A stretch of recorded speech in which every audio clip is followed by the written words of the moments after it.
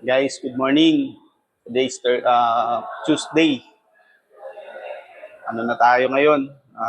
February 24, guys. Yun, update na lang tayo uli sa mga remaining na mga unit na naka-sale sa atin. Ito, nasa likod ko is yung GB variant. Tapos ito, isang gray at saka isang silver. Ito, silver at saka gray. By Thursday or at saka Friday kasi i-release na natin guys yung R-Style yun. Yun, yung R-Style na isa, tsaka itong nasa, ito, isang yan. I-release na natin yan guys. Yun, ang natitira na lang talaga dito na mangyayari is tatlo na lang. Tatlo na lang guys. Yung hybrid, tsaka itong dalawang GB variant.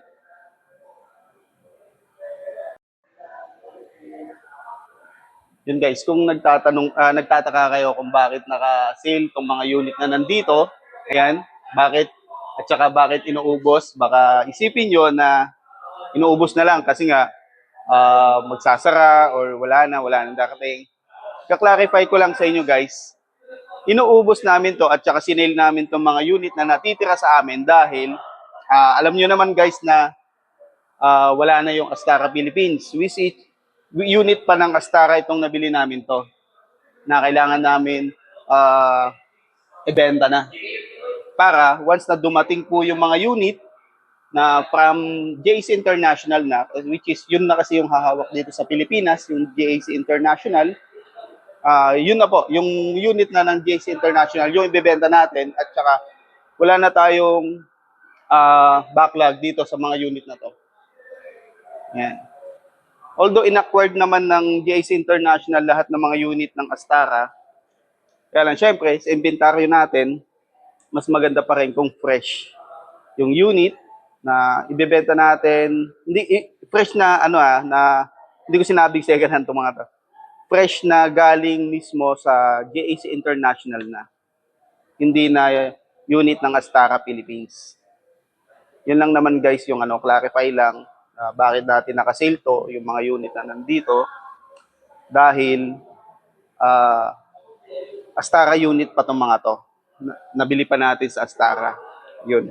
Tapos ang gusto ko na ibebenta na namin dito sa branch ng Quezon Avenue by March or April, which is yun na unit na kukunin natin kay JAC International guys. Yun lang naman yung i-clarify ko sa inyo yung mga baka may mga doubt yung iba na bakit naka-sale yan, baka naman second hand yan o kaya test drive unit. Hindi guys, Astara units kasi itong mga to na kailangan kong ilabas lahat. Kunti na lang to.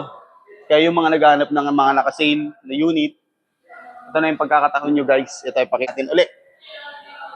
Unahin natin dito sa harapan.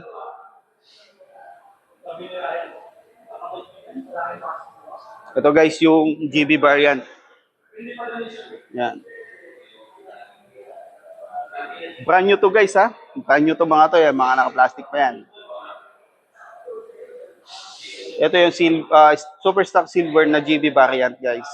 Ito is, ang SRP nito is 1,189,900. May discount tayo ng malaki yan. Message lang kayo. Ayaw ko lang mag-disclose dito sa vlog. Siyempre, price protection din guys. Pero sobrang laki yung discount natin dyan guys. Message lang kayo. Ganun din dito sa ito GB variant. Ito naman yung moonlight gray niya. Same sila na model. Moonlight gray to. Yan. Color lang difference niyan guys. Ganun din, GB variant, 1,189,900 plus malaking discount. Tapos ito naman yung R-Style, which is for release na to guys, may approval na to sa East West Bank. Tsaka ito naman, yung dalawa naman i-release natin sa Thursday. Hi Sir Pao. Morning. Yung mga gwapo naming IT. Tapos dito, meron pa tayo din natitira, yung mga naghahanap ng hybrid. Ito yun yung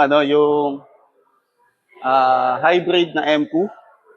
Yan, dedicated hybrid. Ibig sabihin, di siya plug-in hybrid. Electric motor yung nag-charge sa kanya. Color black yung available natin. Ang presyo nito is 1,698,000. Siyempre, may support din niya na malaking discount compare sa standard discount.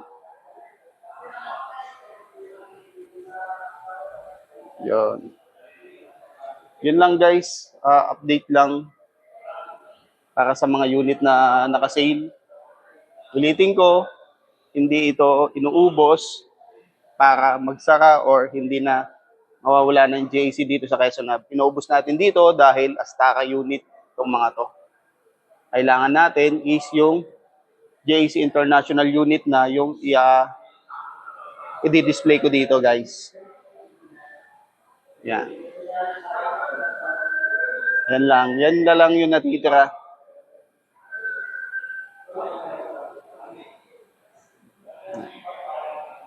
Lima na lang yan guys. Kaya yung mga naghahanap, yan, punta kayo dito. Pwede kayo mag-test drive guys. May mga test drive unit naman kami nito eh. Kompleto naman tayo ng test drive unit. Ito na yung dokumento ng for release natin.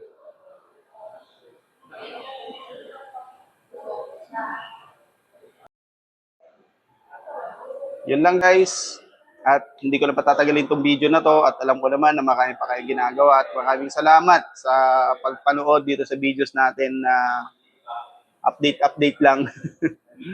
Tapos makapag-upload tayo or makapag-vlog tayo ng mga panibagong units once na may deliver na sa atin or ipupulat na natin na mga JAC International unit. Yan, mas marami yun. Papasok na kasi doon yung mga hybrid, lahat ng mga electric vehicle ng JAC. Halos lahat ng model kasi ng JAC is ipapasok na dito sa atin. Hahawakan na natin yun guys. Kaya yun, excited na rin. Tapos para yun, makukuha natin din nung 2026, year 2026 na para sa JAC din. Yan. Yun, maraming salamat guys at hanggang sa muli. Bye-bye.